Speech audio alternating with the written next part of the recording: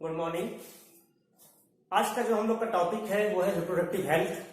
अगर हमको एनसीईआरटी की अकॉर्डिंग बात करें तो क्लास 12 का जो है ये चैप्टर नंबर 4 है।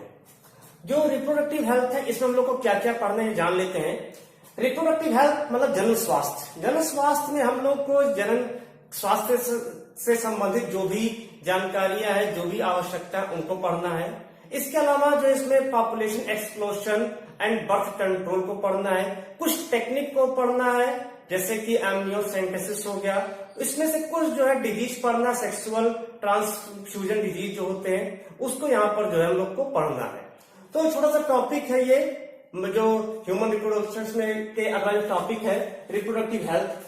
रिप्रोडक्टिव हेल्थ में सबसे पहले जो टॉपिक पढ़ा जाएगा वो है एम्नियोसेंटेसिस। हालांकि इसके बारे में अगर थोड़ा इसके पहले एम्नियोसेंटेसिस के पहले देखा जाए तो इसमें बस वही बताना है कि किस प्रकार से जो जनसंख्या की वृद्धि हो रही है, जनसंख्या विस्फोट कैसे हो रहा है, तो इसके बारे में लगभग एक दो पेज तो निबंध जो है सभी बच्चे लिख सकते हैं। तो उसको छोड़ करके यहाँ पर थोड़ा चलते हैं जो कॉम्पिटिटिव का हो, जो कॉम्पिटिशन के लिए बहुत ही ज्यादा यूजफुल हो, उसको यहाँ पर ज्यादा फोकस किया जा रहा है। तो रिप्रोडक्टिव हेल्थ में सबसे पहले जो टॉपिक हम लोग पढ़ेंगे वो है एम्नियोसेंटेसिस।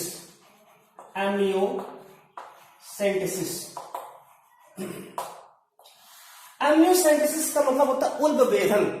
उल्ब वेधन, देखिए एम्नियोसेंटेसिस की प्रक्रिया में होता क्या है, इसको एक और नाम से जानते हैं। इसमें एक टेक्निक होता है, इसमें जो है जो मान लेते हैं कि आनुवांशिक रोग होते हैं उसको गर्भावस्था में ही उसकी पहचान कर ली जाती है। यानी एक ऐसा टेक्निक है जिसमें गर्भावस्था में ही शिशु में होने वाले आनुवांशिक रोगों का अध्ययन किया जाता है। इसलिए इस जो टेक्निक इसमें यूज किया जाता है उसको कहते हैं प्रीनेटल डायग्नोस्टिक टेक्निक, यानी इसको कहते हैं पीडीटी।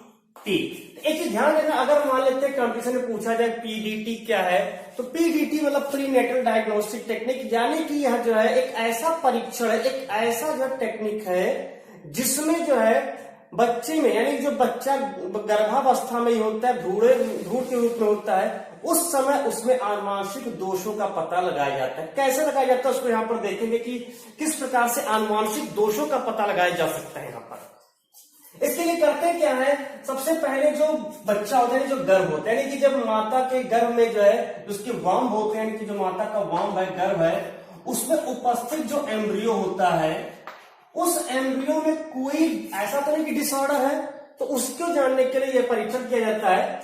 तो उसके एम्ब्रियो में, जैसे मान लेते हैं एम्ब्रियो है, तो एम्ब्रियो प्लेसेंटा से घिरा होता है, प्लेसेंटा भी है, मान लेते हैं यहां पर एक अम्बिलाइकल जो है कार्ड होगा जिसको नाभि कहते हैं, और इसी से जो है जो शिशु होगा वो शिशु मान लेते हैं, जो है शिशु है, ये एक बना दिया गया कि शिशु है, ये शिशु इसी से जुड़ा है, और ये पूरा जो है प्लेसेंटा है यहाँ पर। तो इसमें सबसे पहले जो है इसको देखने से पहले, इसकी जांच करने से पहले एक अल्ट्रासाउंड मशीन से उसको देखते हैं। अल्ट्रासाउंड मशीन का यहाँ पर पहले यूज किया जाता है। अल्ट्रासाउंड से जो है यहाँ पर देखा जाता है कि कौन सा क्षेत्र शांत क्षेत्र है, मतलब कि ऐसा कहां से हम उस फ्लूइड को निकाल सकते हैं, क्योंकि इसके चारों ओर जो रहता है इसको एमनियोटिक सैक कहते हैं। एमनियोटिक सैक कहते हैं। और ये जो एमनियोटिक सैक होता है, इसी में एमनियोटिक फ्लूइड भरा होता है, इसी में एमनियोटिक फ्लूइड भरा होता है।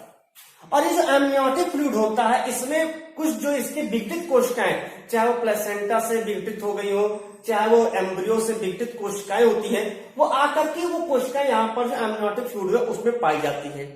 क्योंकि इसका जो निर्माण होता है, यहाँ पर कोशिका आकर के इस एमनियोटिक फ्लूइड में गिर रही है, भले ही वो मृत हो गई हो या वो नष्ट हुई कोशिका है, लेकिन वो सभी चूंकि एक ही फर्टिलाइज्ड एग से बना हुआ है, यानी एक ही जाइगोट है, तो उसमें निश्चित रूप से सभी जितनी कोशिकाएं होंगी, सभी कोशिकाओं में जो आनुवांशिक गुण होंगे वो समान रूप से पाए जाएंगे।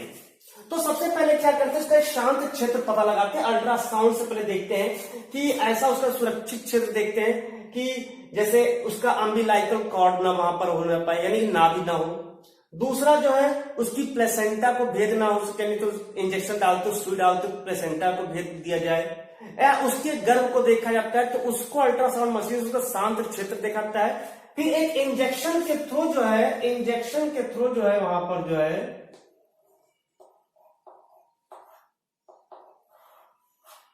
इस इंजेक्शन के थ्रू वहां से जो है कुछ एमनियोटिक फ्लूइड ले लिया जाता है।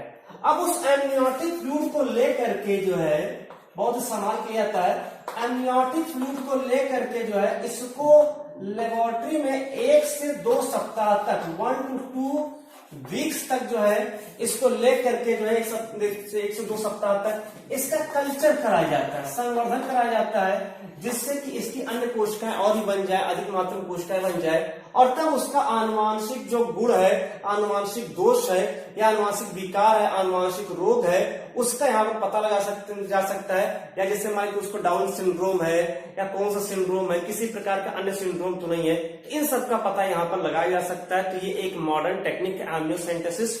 एमनियोसेंटेसिस में हम लोग जो है जिसको प्रीनेटल डायग्नोस्टिक टेक्निक भी कहते हैं, इसमें जो है जब बच्चा अपने गर्भावस्था में होता है, अपने भ्रूणावस्था में पाया जाता है, उसी समय उसके एमनियोटिक फ्लूइड में से उसके फ्लूइड को कुछ एकत्र करके उसका कल्चर किया जाता है, और उसके बाद उसका जो है संवर्धन करके आनुवांशिक गुण दोष का पता लगाया जाता है। तो ये है इसका एक छोटा सा टॉपिक, बड़ा इंपॉर्टेंट टॉपिक है एमनियोसेंटेसिस। कंपटीशन की दृष्टि से ये शब्द बड़ा इंपॉर्टेंट है, याद रखना आवश्यक होता है कि इसमें ये टेक्निक जो है प्रीनेटल डायग्नोस्टिक टेक्निक, ये क्वेश्चन याद रहे कि ये कहां पर होता है, एमनियोसेंटेसिस टाइप में होता है। ठीक, अब आते अगले टॉपिक पर चलते हैं। अगला जिसका टॉपिक है पॉपुलेशन एक्सप्लोशन, पॉपुलेशन एक्सप्लोसिव, ये एक्सप्लोजन ले सकते हैं,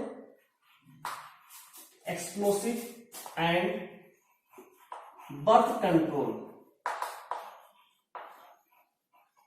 बर्थ कंट्रोल। इसमें जो है जनसंख्या विस्फोट एवं जन्म नियंत्रण।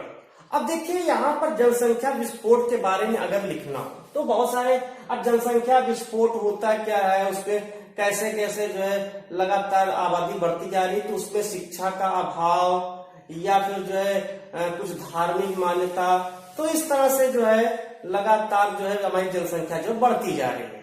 और इसके अलावा जो है बहुत सारे जो आधुनिक कंट्रोल करने के लिए जो आधुनिक जो परिवार नियोजन की टेक्निक है उसको न उपयोग करना, तो इस तरह से बहुत सारे जो है ऐसे हो जाते हैं कि बहुत सारी जनसंख्या बढ़ जाती है, तो जनसंख्या विस्फोट के बारे में लिख सकते हैं। थोड़ा सा यहाँ पर हम लोग समझेंगे बर्थ कंट्रोल को, कि बर्थ कंट्रोल क्या कह सकता है, कि कौन कौन से टेक्निक यूज करके जो जनसंख्या विस्फोट हो रहा है उसको रोक सकते हैं।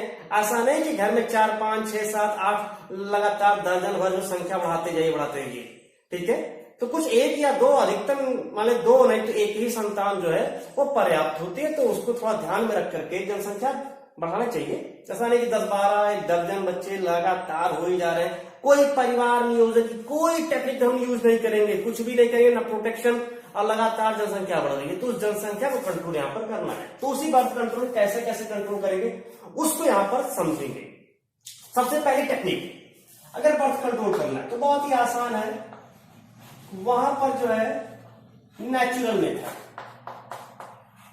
मेथड के थ्रू जो है बर्थ कंट्रोल किया जा सकता है। नेचुरल मेथड में होता है क्या, उसको जान ले।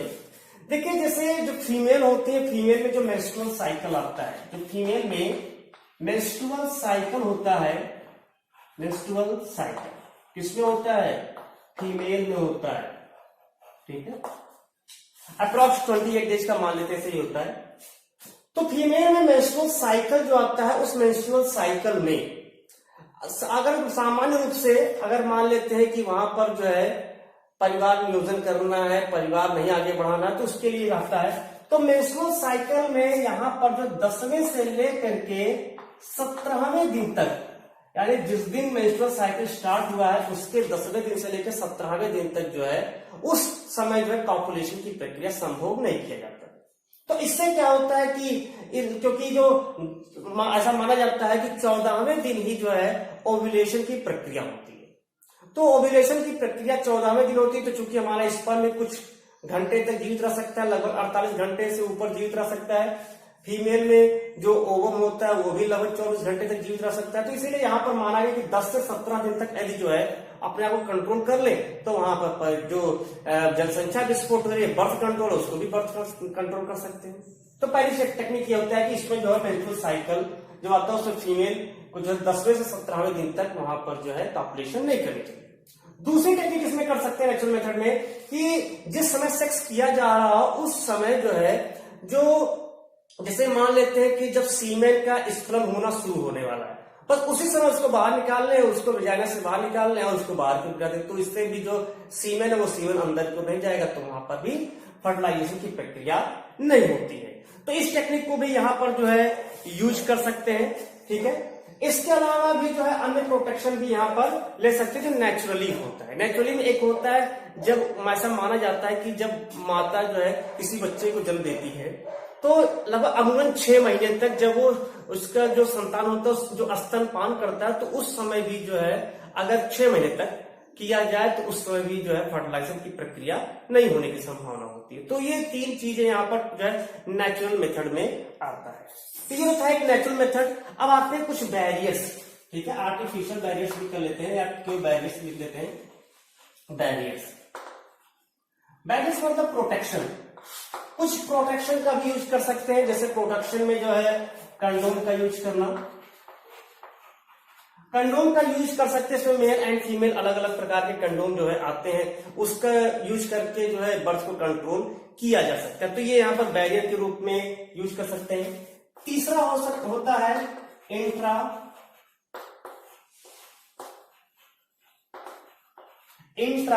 Uterine method. देखिए जो इंट्रा यूटेराइन मेथड है या डिवाइस ले सकते हैं यहां पर डिवाइस। इंट्रा यूटेराइन जो डिवाइस होता है, इस इंट्रा यूटेराइन डिवाइस को इसको हम लोग कहते हैं IUD।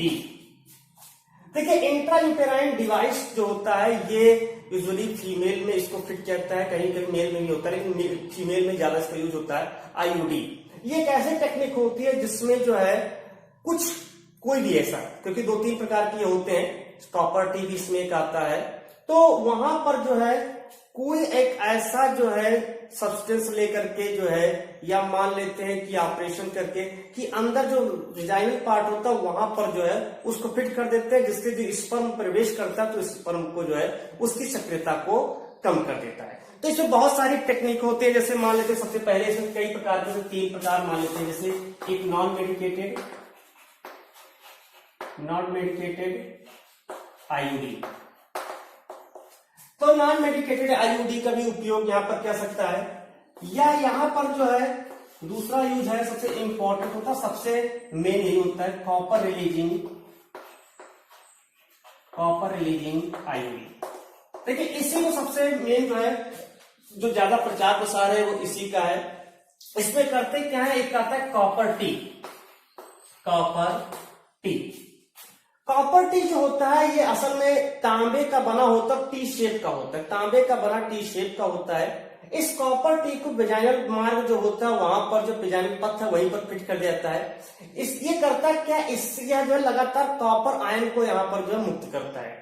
वो कॉपर आयन क्या करता है, जैसे स्पर्म उसमें प्रवेश करता है उस स्पर्म को जो नष्ट कर देता है।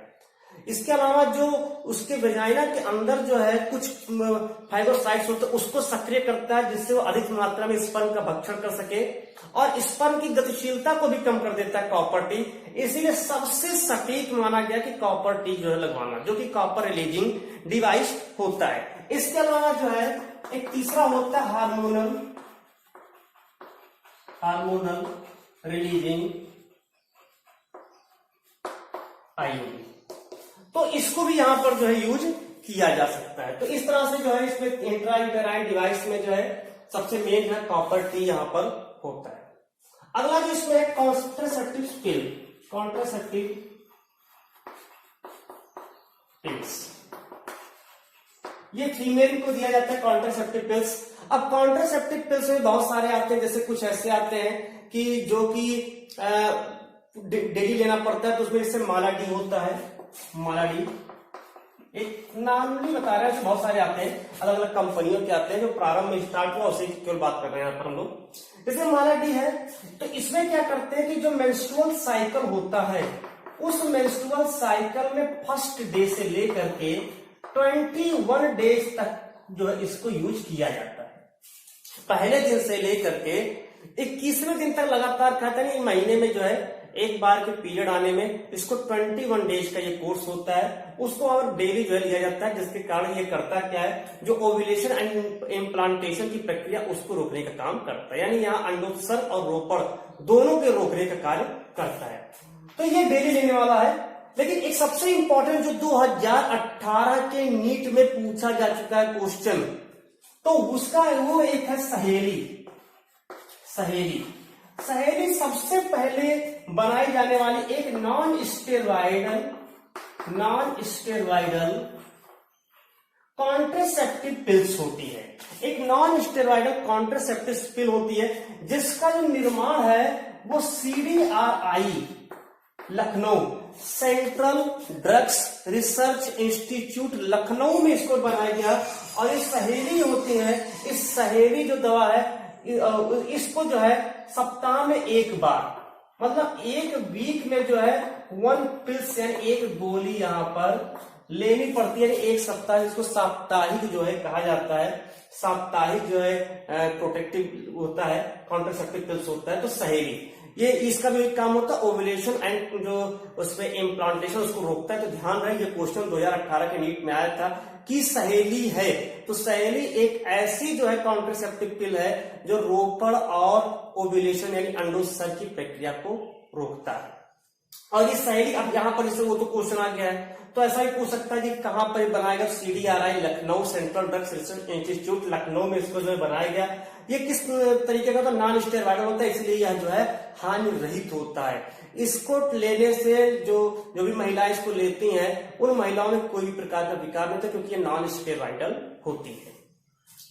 ठीक है, ये 4। इसके अलावा हम लोग सर्जिकल टेक्निक भी कर सकते हैं। सर्जिकल मेथड है ऑपरेशन के थ्रू, तो सर्जिकल मेथड जो मेल एंड फीमेल दोनों में किया जा सकता है। जैसे मान लेते हैं एक होता है वैसेक्टोमी और एक होता है ट्यूबेक्टोमी। वैसेक्टोमी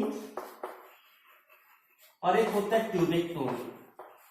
तो वैसेक्टोमी जो होता है ये मेल में जो है इसका यूज होता है, जबकि ट्यूबेक्टोमी जो होते हैं इसका जो यूज होता है वो फीमेल होते हैं। फीमेल के जो उसके फैलोपियन ट्यूब्स होता है, उस फैलोपियन ट्यूब्स को पहले काट करके वहीं पर बांध देते हैं। तो इस तरह से वहां पर उसके जो आते हैं वो अंदर जाने वाली फर्टिलाइजेशन की प्रक्रिया होती है वो वहां पर नहीं हो पाती, तो वहां वैसेक्टोमी मेल में किया जाता है और ट्यूबेक्टोमी जो होता है वो फीमेल में किया जाता है। तो ये इस तरह से जो कॉन्ट्रासेप्टिव है या जो भी यहाँ पर जो है पॉपुलेशन एक्सप्लोसिव हो रहा है उसको हम लोग जो है कंट्रोल कर सकते हैं, यानी जो पॉपुलेशन है उस पॉपुलेशन को कंट्रोल करके अपनी जो जनसंख्या बढ़ रही है उस जनसंख्या को भी कंट्रोल किया जा सकता है। ठीक, इसके आगे इस चैप्टर में और भी कुछ टॉपिक हैं, तो वो अगले पार्ट्स में हम लोग पढ़ेंगे। ठीक है, तब तक के लिए धन्यवाद।